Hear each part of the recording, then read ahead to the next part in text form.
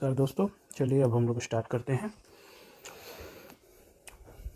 इसके आगे के पार्ट को, यानी कि पार्ट 5। और इसमें आपको पढ़ना है रीडिंग सिंबल्स के बारे में। ठीक है, तो रीडिंग सिंबल्स में क्या क्या है और क्यों ज़रूरी है। तो ज़्यादातर 18 सेंचुरीज़ के जो लोग हुआ करते थे वो पढ़ लिख नहीं सकते थे। ठीक है, यानी कि इलिटरेट पर्सन की संख्या ज़्यादा थी, तो वो लोग एक दूसरे से कम्युनिकेट कैसे कर सकते थे। तो इसी सिंबल्स, इसी तरह के सिंबल्स की वजह से वो लोग एक दूसरे से कम्युनिकेट कर सकते थे। ये पेंटिंग बनाई है ला बाबेर ने। बाबेर, ला बाबेर जो है ये एनटीएससी के लिए बहुत इंपॉर्टेंट क्वेश्चन है। ठीक है, तो सबसे पहला जो आता है हमारा वो है ब्रोकन चेन। तो ब्रोकन चेन का मतलब होता है बिकेमिंग फ्री। ठीक है, नेक्स्ट आते हैं द बंडल ऑफ रॉड्स। इसका मतलब होता है इंटरडिटी, स्ट्रेंथ।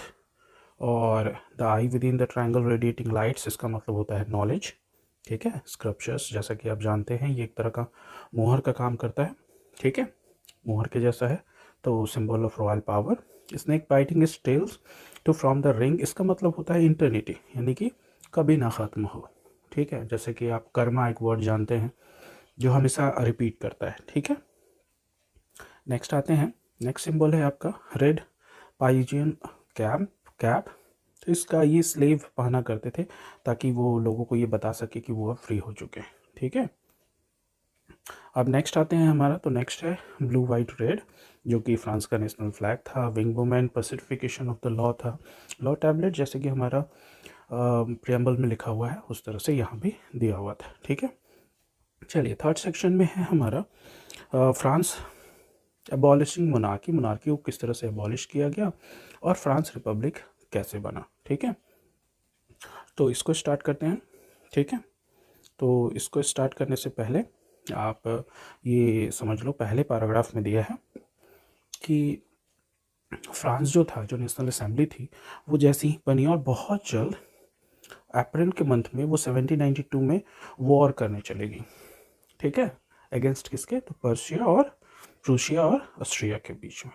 ठीक है, रीज़न क्या था कि प्रूशिया और ऑस्ट्रिया के जो राजा थे वो किंग जो लुइस 16 था उसके साथ सीक्रेट नेगोशिएशन उनके स्टार्ट होने लगी। ठीक है, ताकि जैसा फ्रांस में हुआ वैसा उनके कंट्री में ना हो। तो ये खबर नेशनल असेंबली को उससे पहले पहुंच गई और इन्होंने वॉर इनके अगेंस्ट कर दिया। ठीक है, अब जो कॉमन पीपल था, ठीक है, वो वॉलेंट्री के तौर पर आर्मी में शामिल होने लगा।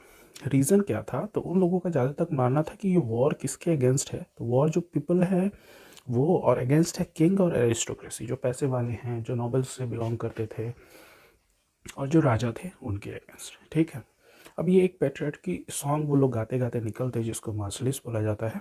ठीक है, जिसके पोएट माने जाते हैं रॉजर डी इसले। ठीक है, और बाद में यही मार्शलिस जो थी वो फ्रांस की नेशनल एंथम भी बनी। ठीक है, नेक्स्ट पैराग्राफ है आपका। नेक्स्ट पैराग्राफ में सेक्शन में दिया है कि अब वॉर लड़ने गए तो ज़्यादातर जो मैन थे वो फ्रंट पर थे। ठीक है, अब उनके पीछे घर संभालने का काम किसका था, तो वीमेन का था। ठीक है, घर वगैरह पूरा संभालती।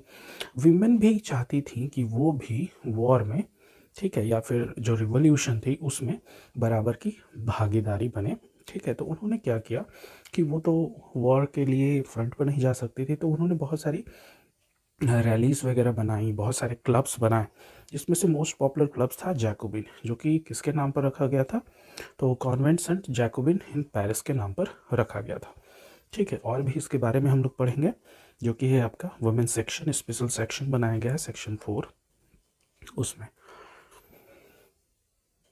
अब आइए देखते हैं कि जैकोबिन क्लब्स के मेंबर कौन कौन थे। तो जैकोबिन क्लब्स के जो मेंबर थे वो ज़्यादातर लेस प्रोस्पेरियस सेक्शन सोसाइटी के लोग थे, जैसे कि शू मेकर हो गया, पेस्ट्री कुक हो गया, वॉच मेकर्स हो गए, प्रिंटर्स हो गए, प्रिंटर्स हो गए, ये सब डेली वेजेस के वर्कर्स वगैरह थे। अब इनके लीडर कौन थे, तो मैक्सिमिलियन रॉबेस्पियर। ठीक है, ये लोग दूसरे से अलग दिखाने के लिए इस तरह के कपड़े पहनते थे। ठीक है, जिसको नी ब्रीचेस, स्पेशल कोट्स पहने, जैसे ये डॉक वर्कर्स ज़्यादातर पहनते थे। ठीक है, अब आते हैं, अब इस कपड़ों के भी स्पेशल नाम रखे गए थे। ठीक है, स्पेशल वो स्पेशल नाम क्या थे, तो उनको सैन गुलरीज के नाम से रखा जाता था। लेकिन ये भी, और वो रेड कैप भी पहनते थे, जैसा कि अभी सिंबल में हम लोगों ने देखा था। लेकिन विमेंस को अभी भी ये पूरे के पूरे कपड़े पहनने का, इस तरह के कपड़े पहनने का, पूरे नहीं सॉरी, इस तरह के कपड़े पहनने का बिल्कुल अलाउ नहीं किया गया था। ठीक है, अब उसी दौरान, ठीक है, एक टाइम में समर सीजन्स में 1792 में, ठीक है, पर्शियन के लोग जो थे वो बहुत ज़्यादा एंग्री हो गए थे क्योंकि बहुत शॉर्ट सप्लाई हो रही थी फूड की। अब जिस वजह से फूड की जो प्राइसेस थी वो क्या थी, वो बहुत ज़्यादा बढ़ गई थी। तो उन्होंने क्या किया, तो ऑलरेडी एक पैलेस था, ठीक है, वहाँ गए और किंग के जितने भी गार्ड थे उनको मार दिया गया। किंग को सेवरल आवर्स के लिए हॉस्टेज बनाया गया। ठीक है, फाइनली असेंबली में वोटिंग हुई, ठीक है, और रॉयल फैमिली को इम्प्रिजन में भेज दिया गया। अब इसके अगेंस्ट जो वोट दिए थे वो सभी के सभी लोग जो थे वो 21 ईयर्स के ऊपर थे, और सभी के सभी, उनको बिल्कुल ये नहीं देखा गया था कि कौन पैसे वाले हैं कौन पैसे वाले नहीं हैं।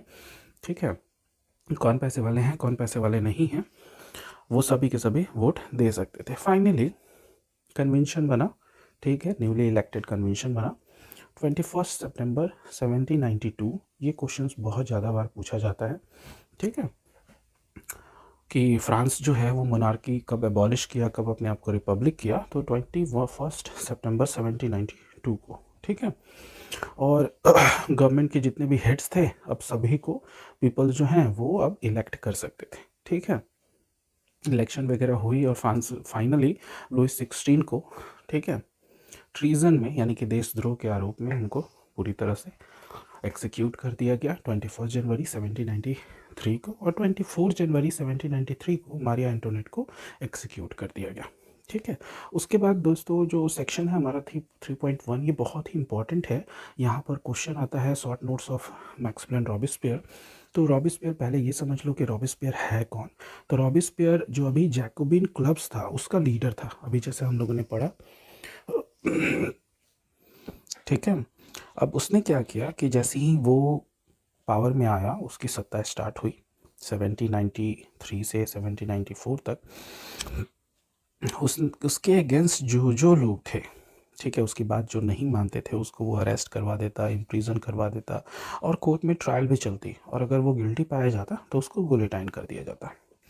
ठीक है, गुलिटाइन का इन्वेंट जो था वो डॉक्टर गुलिटाइन ने किया था। ठीक है, अब आते हैं कि एक्चुअल में किया क्या था रॉबेस्पियर ने। तो रॉबेस्पियर ने सब चीज़ के जो प्राइसेस थे, चाहे वो वेजेस हो या फूड ग्रेन्स हो, उन सब के प्राइसेस बहुत ही फिक्स कर दिए थे। उसके बाद उसने अलग अलग तरह के वर्ड्स इस्तेमाल करने को लोगों को कहा था, जिसमें थे मैंसियोर, मडामी, सिटियोन, ये सारे के सारे। ठीक है, और फाइनली रॉबेस्पियर के अपने लोग भी, ठीक है, उससे बहुत ज़्यादा परेशान हो गए थे। फाइनली उनको भी पकड़ा गया, जेल किया गया कोर्ट में, वो भी कन्विक्ट पाया गया। फाइनली जुलाई 1794 को उनको भी एक्सिक्यूट कर दिया गया। ठीक है, अब आते हैं दोस्तों जो हमारा डायरेक्टरी चला था उनके बारे में, डायरेक्टरी रूल्स इन फ्रांस। ठीक है, अब डायरेक्टरी रूल्स क्या था। ठीक है, अभी तक हम लोगों ने देखा कि जैकोबिन क्लब्स के जितने भी मेंबर्स थे, ठीक है, उसमें मैक्सिमिलियन रॉबेस्पियर जो था उसको वहाँ से हटा दिया गया। ठीक है, एक्सिक्यूट कर दिया गया इसको पूरी तरीके से। ठीक है, तो अब गवर्नमेंट चले कैसे, तो गवर्नमेंट जो था स्पेशली चला गया वेल्दी और मिडिल क्लास के पास।